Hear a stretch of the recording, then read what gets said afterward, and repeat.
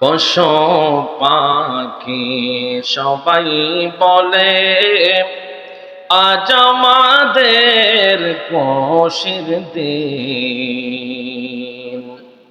এই ধরাতে তাশরীফ আনলেন রাহমাতাল লিল আলামিন। আল্লাহুম্মা মাশাআল্লাহ জমান হবে। মাওলানা মুহাম্মদ ওয়া আলা আলি সাইয়্যিদানা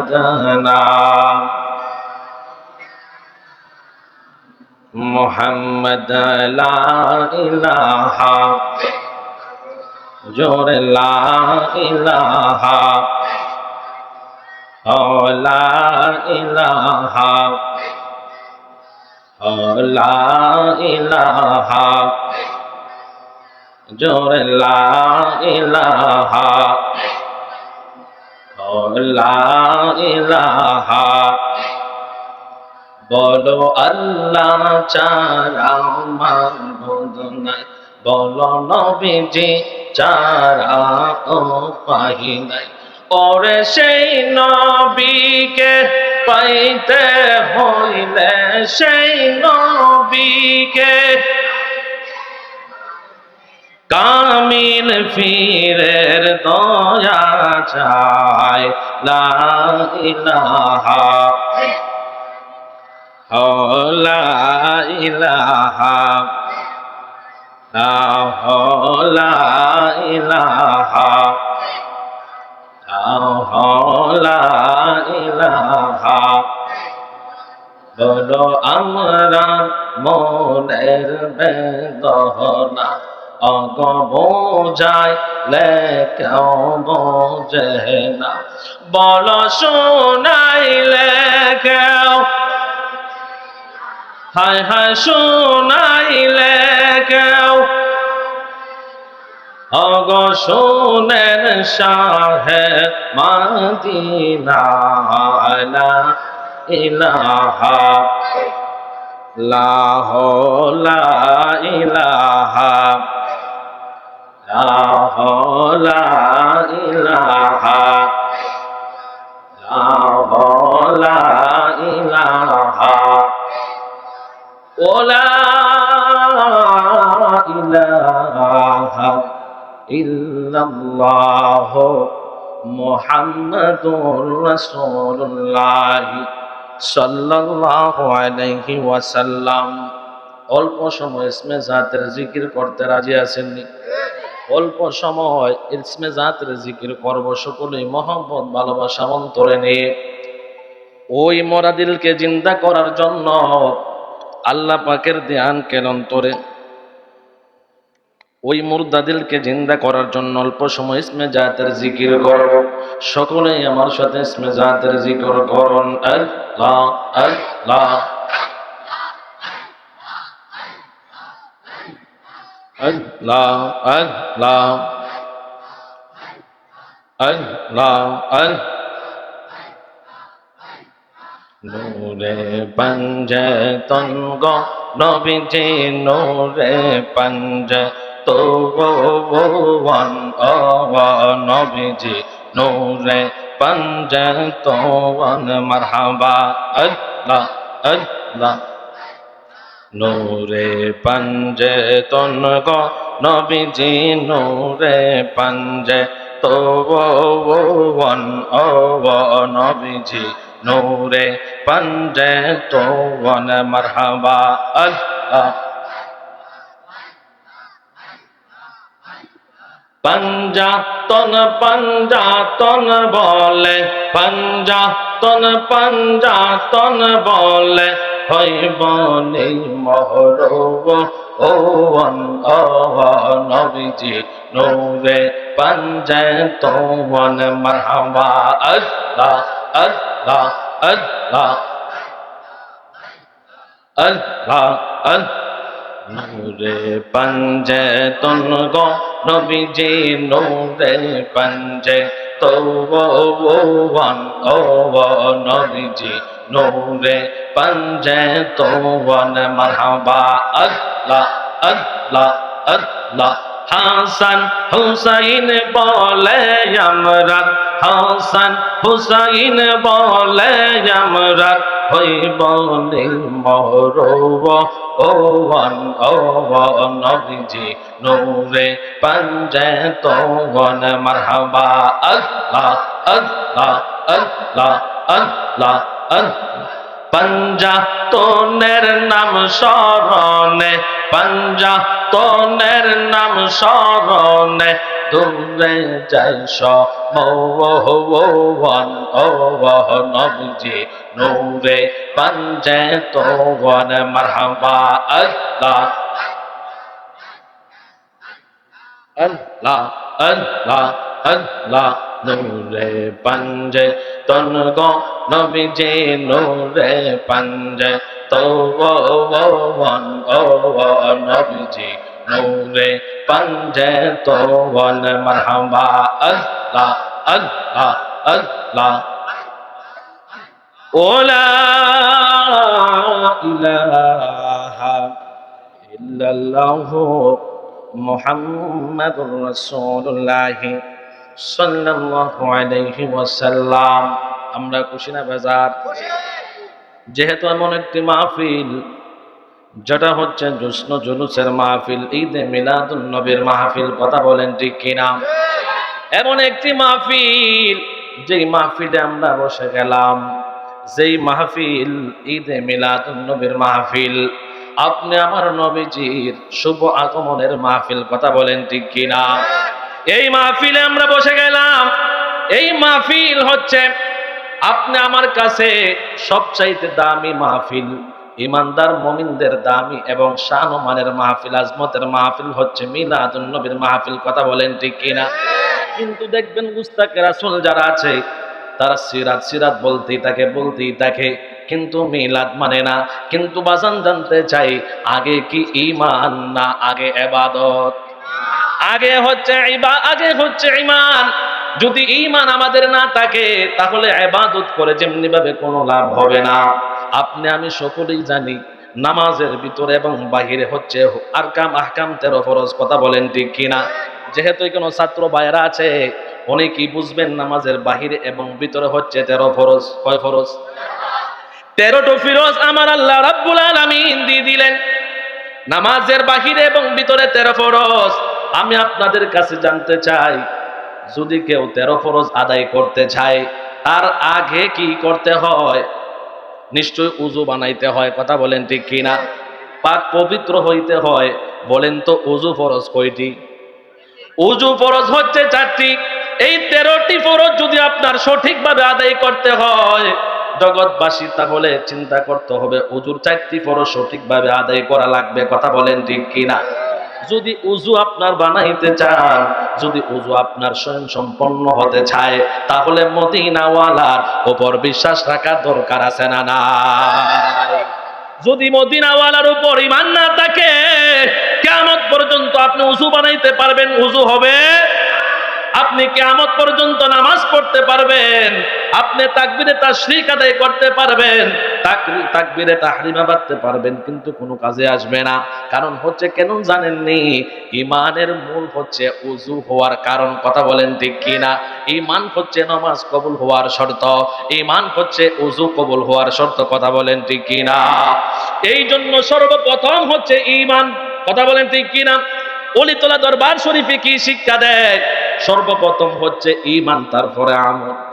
এই জন্যই তো দীর্ঘ 12 দিন ব্যাপী এই ঈদে মিলাদুন নবী সাল্লাল্লাহু আলাইহি ওয়াসাল্লাম উদযাপন উপলক্ষে এই মিলাদ মাহফিল, ওয়াজ মাহফিলের আয়োজন করা হয়েছে। কেন জানেননি? এই মাহফিলটা আদায় করেছেন, ওই মাহফিলটা আদায় করেছেন আমার আল্লাহ রাব্বুল আলামিন ওই নবীজির উপর দরুদ ও সালাম পড়তেছেন এবং পড়বেন। আমার আল্লাহ রাব্বুল আলামিন জানিয়ে দিলেন, জগৎবাসীরে আমি ওই নবীজির উপর দরুদ পড়তেছি এবং দরুদ পড়ব এবং দরুদ পড়েছি, এবং কি ফেরেশতা কুল পর্যন্ত ওই নবীজির উপর দরুদ পড়বে। ওই জাহানে, ওই পৃথিবীতে যে মুস্তাকে রাসূলুল্লাহ বলে ওই নবীজির মিলাদ নাই, মিলাদ পড়বে না, মিলাদ পড়তে রাজি না, কিয়াম করতে রাজি না, তাদেরকে জানান দিতে চাই হলো তোলা দরবার শরীফ থেকে অলি তোরা দরবার শরীফ থেকে জানান দিতে চাই, তোমরা কিয়ামত পর্যন্ত যদি নবীজির শান ও মান নিয়ে আজবত নিয়ে কথা বলো, কিয়ামত পর্যন্ত বলতে পারবা, নবীজির শান ও মান আজবতকে কাটু করার জন্য কথা বলতে পারবা। কিন্তু আল্লাহ রাব্বুল আলামিন কোরআনুল কারীমের মধ্যে বলেছেন ওয়ারাফানা লাকা যিকরাক, বলেন না মারহাবা। আল্লাহ রাব্বুল আলামিন বলেছেন আমার বন্ধু হাবিব নবীজির শান ও মান আমি বাড়িয়ে দিয়েছি, কিয়ামত পর্যন্ত আমার বন্ধু হাবিব নবীজির শান ও মান কেউ কমাইতে পারবে না, কাটু করতে পারবে না। এই জন্য দেখবেন যত জামাতিরা এবং লামাযহাবিরা মিলে এই মিলাদকে মানে না, এই বাংলাদেশের প্রধানমন্ত্রী এই বছর সরকারিভাবে 2 দিন ছুটির ঘোষণা করে দিয়েছে। কথা বলেন ঠিক কিনা? এই জন্য আপনি যত চাইবেন নবীজির শান ও মানকে কাটু করার জন্য, আমার আল্লাহ বলেন আমার বন্ধু হাবিব নবীজির শান ও মান আমি বুলন্দ করে দিয়েছি। যদি এই পৃথিবীর কোন মানুষ নবীজির উপর দরুদ ও সালাম না পড়ে, আল্লাহ রাব্বুল আলামিন স্বয়ং নিজে ওই নবীজির উপর দরুদ পড়বেন। তাহলে আপনি আমি না পড়লেও নবীজির শান ও মান কি কমবে? এই জন্য শান ও মান কমবে না। আপনি আমার নবীজি দয়ার নবী, মায়ার নবী, ওই জগতের মধ্যে তাশরিফ আনবেন, শুভ আগমন করবেন। আমার আল্লাহ রাব্বুল আলামিন মা আমেনার গর্ভে পাঠিয়ে দিলেন মুহাম্মদ সাল্লাল্লাহু আলাইহি ওয়াসাল্লামকে।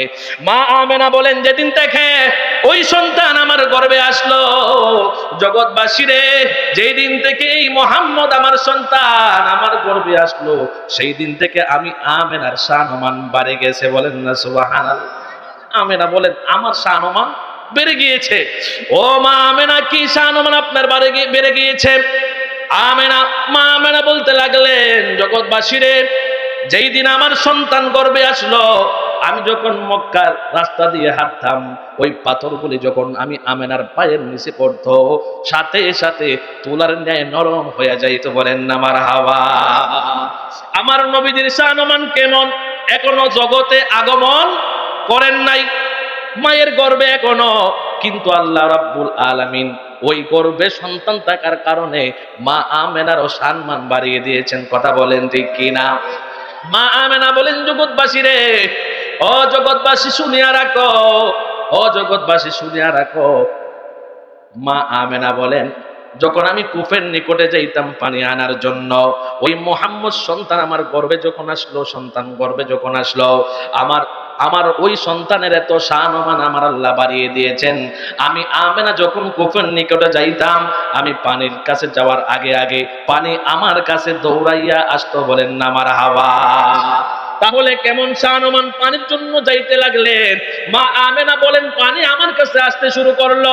ওই মক্কাবাসীরা বলল আমেনা, ও বোন আমেনা, একটু সময় দাঁড়াও, অনেক নিচে কূপের মধ্যে পানি, কিন্তু তুমি আমেনা যখন এই কূপের নিকটে দাঁড়াও, ওই পানি আর নিচে থাকে না, উপরে উঠে আসে, আমরা পানি নিতে সহজ হয়ে যায়। আমেনা একটু সময় দাঁড়ায় থাকতেন। ওই মক্কা নগরীর মহিলারা, মা বোনরা ওই উপর থেকে পানি যার যার প্রয়োজনে নিয়ে যাইতেন। বলেন না সুবহানাল্লাহ। তাহলে কেমন শান ও মান? কথা বলেন ঠিক কিনা? আল্লাহ রাব্বুল আলামিন তার বন্ধু হাবিব নবীজির শান ও মান দিয়েছেন। মা আমেনা বলতে লাগলেন যেই দিন আমার সন্তান দুনিয়াতে শুভ আগমন করবে,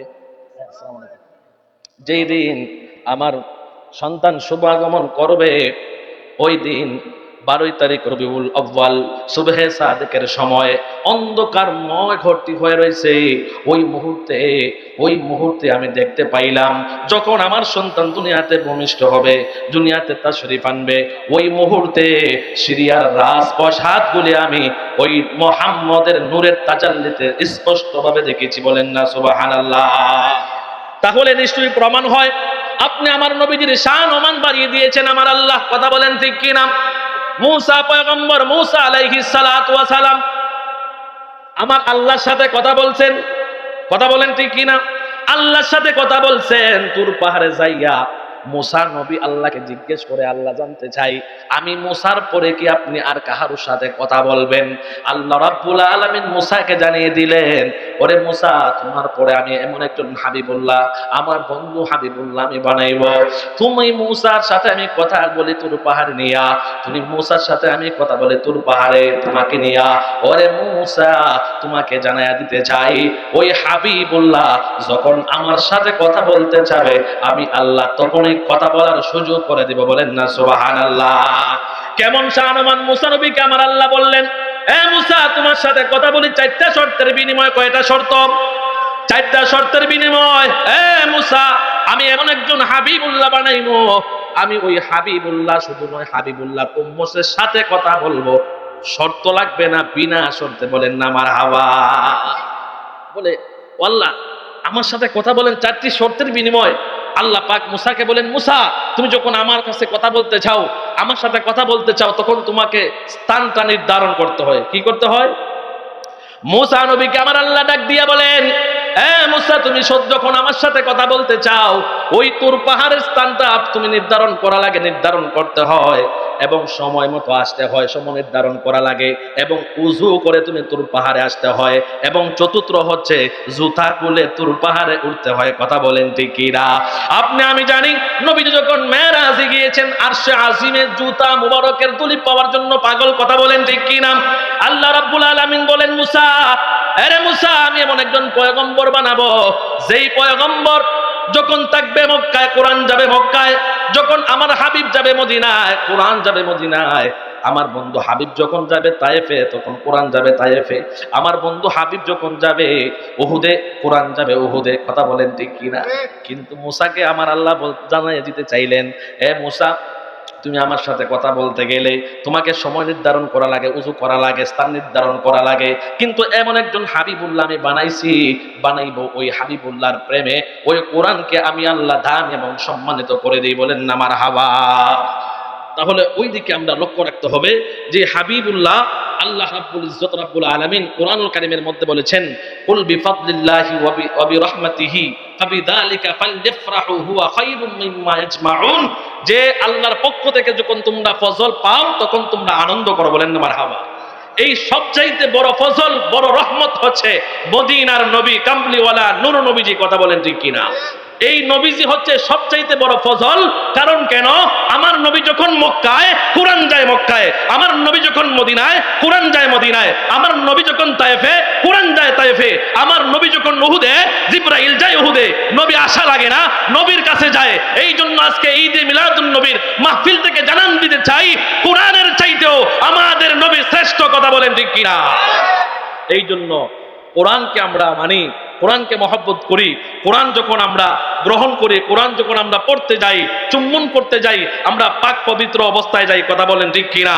এই জন্য আজকে অলিতলা দরবার শরীফ থেকে জানান দিতে চাই, আগামী যেই জুস্ন জুলুস হবে আমাদের উজুর দরকার আছে না নাই? যেহেতু কোরআন সম্মানিত হয়েছে নবীর কারণে। কথা বলেন ঠিক কিনা? তাহলে যেই নবীজির ফজল রহমত আরো বেশি, শানবান আজমত বেশি, আমাদের উজু থাকার দরকার আছে না নাই? টুপি থাকার দরকার আছে না নাই? অনেক যুবকরা আমরা দেখি এই জুস্ন জুলুসে দেখবেন তাদের টুপি থাকে না। এই জন্য বেদাত, এই জন্য দেখবেন অনেক লামাযহাবিরা গুস্তাকে রাসূলুল্লাহ আমাদেরকে কথা বলার সুযোগ পায়। কথা বলেন ঠিক কিনা? আজকে অলিতলা দরবার শরীফ থেকে জানান দিতে চাই, আমরা জশ্নে জুলুস করব, উজু থাকতে হবে এবং আমাদের লেবাস থাকবে, আমাদের সিরাত থাকবে নবীজির আদর্শ মোতাবেক। কথা বলেন ঠিক কিনা? আল্লাহ পাক যেন আমাদের সকলকে এই জশ্নে জুলুসে অংশগ্রহণ করার তৌফিক দান করে এবং ঈদ মিলাদুন নবীর মাহফিল আল্লাহ পাক যেন কবুল করে মুর্শিদ কিবলার অনুমতি করবে। কয়েকটি কথা বলছি, প্রস্তুতি ছিল না। আল্লাহ পাক, আমি বড় ভাইজানের সাথে আসছি, আল্লাহ পাক যেন এই দরবারে অনেক শান মান আমি শুনেছি। আমি আপনাদের এই চান্দিনাতে আছি 3 বছর ধরেই, কিন্তু এখানে দরবারে আসি, উরুসের সময় হয়তো জিয়ারত করে চলে যাই। আজকে হয়তো মুর্শিদ কিবলার নেক নজরে অত কবুল করেছেন মহান আল্লাহ তাআলা, অত নবীজির এই মিলাদুন নবীর মাহফিলে কিছু সময় কথা বলার সুযোগ করে দিয়েছেন। মহান রব্বুল ইজ্জতের দরবারে শুকরিয়া আদায় করছি। আল্লাহ পাক যেন আজকের এই মহৎ মাহফিলকে, নবীজির শুভ আগমনের মাসকে ওসিলা করে আমাদের সকলকে যেন মাফ করে দেয়। আমরা সকলেই বলি আল্লাহুম্মা আমিন। ওয়া মা আলাইনা ইল্লাল বালাগ। আসসালামু আলাইকুম ওয়া রাহমাতুল্লাহ। শহন শহে